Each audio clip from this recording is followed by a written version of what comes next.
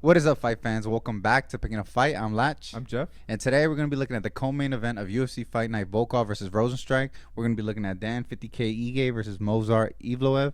But before we get started, don't forget to like the video, subscribe if you haven't. We put out videos for almost every Fight Night and pay-per-view, so don't miss those and subscribe. And yeah, let's get right into the fights.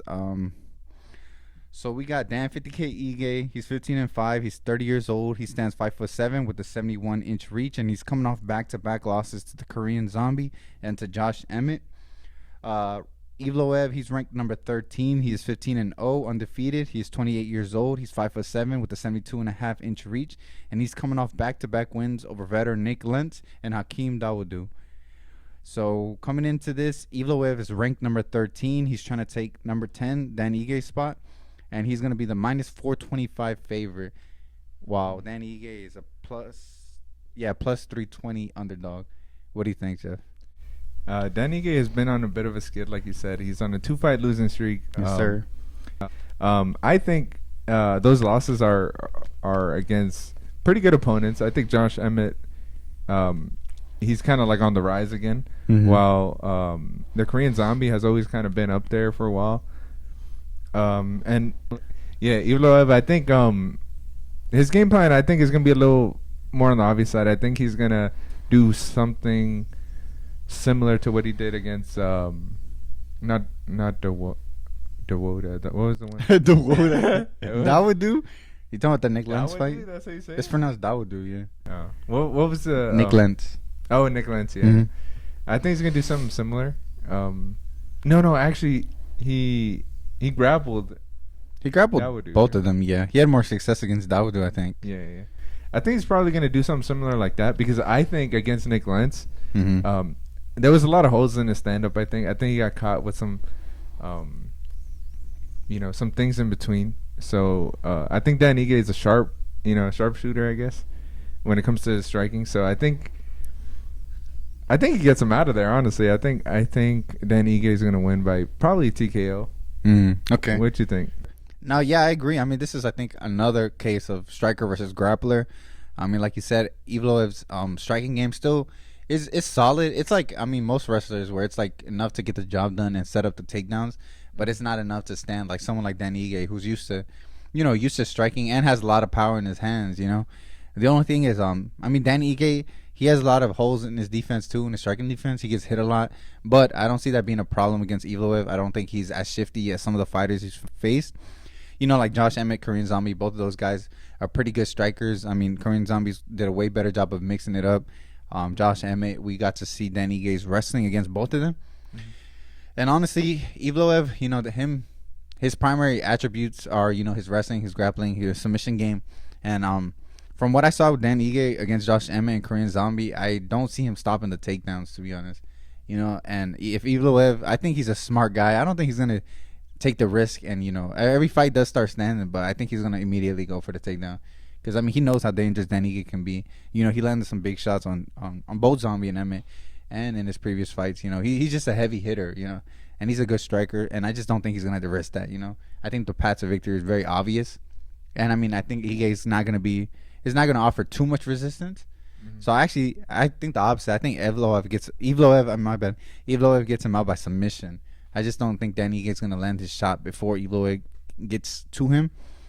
And we saw Ige struggle on his back against Zombie. He got reversed a lot against Josh Emmett. And then Josh Emmett was stronger, though. Josh Emmett is just big, though. He's real strong and has a wrestling background. Evloev, he's a little smaller than Emmett, but I think technically he's a little better. And yeah, so I got Evloev by submission. I actually think it's probably going to be early, like first or second. By submission early? I think so. If not, it'll be by decision, but I think he can submit him. I think Ige's ground game is solid, but I just think he's gonna get frustrated, and he's probably gonna give up his back or something, and he's gonna get submitted. I don't know, man. I mean against Nick Lentz and against specifically against Nick Lentz. I mean, in the beginning of the match, like he was piecing him up, I think, before he was able to initiate like the grappling. Yeah, but Nick Lentz is actually a veteran wrestler. Like, that's his background. He's almost like Evloev in the future, where like he had to develop his striking. And then, I mean, it's harder for wrestlers to take other wrestlers down because they know they can get stuffed.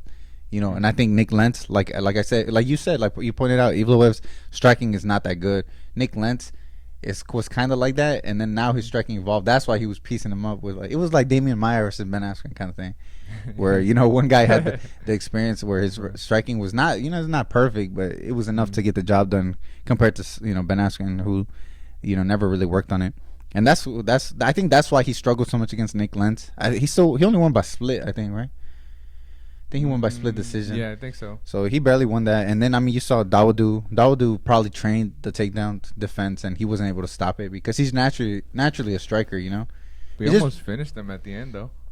That's true. I think Evloev's weakness, Evloev, my bad, his gas tank is a little questionable sometimes, but I don't know. I still think he's most likely to win. I think the odds are mad disrespectful to Dan Ige until you realize that he's about to grapple him, and Dan Ige has not fared well in that department. Zombie's not a decorated wrestler. He's basically never really wrestled like that throughout his career.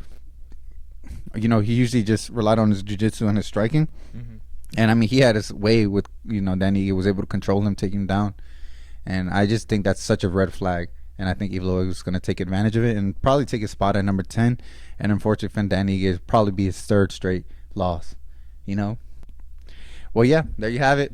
Me and Jeff, we both have differing opinions on how this fight is going to end. Jeffrey has Dan Ige by knockout. By TKO. By TKO. He thinks he's going to be able to touch him up early and get him out of there. I think the opposite. I think Evloev is going to stick to his game plan and have success with it. I think he's going to end up getting an early submission. Let us know down below on who you agree with. Do you think we're both idiots, both wrong? Let us know if you agree with one of us. Let us know. And yeah, those were our thoughts, our predictions. Don't forget to like the video, leave a like, sub if you haven't. And yeah, don't forget to check out our other videos. We're going to do the main event, and that's it. So go ahead, check that out. And yeah, we'll see you next time. It's going to be a great night of fights. Don't forget to tune in. And yeah, we'll see you then. Yep, see ya.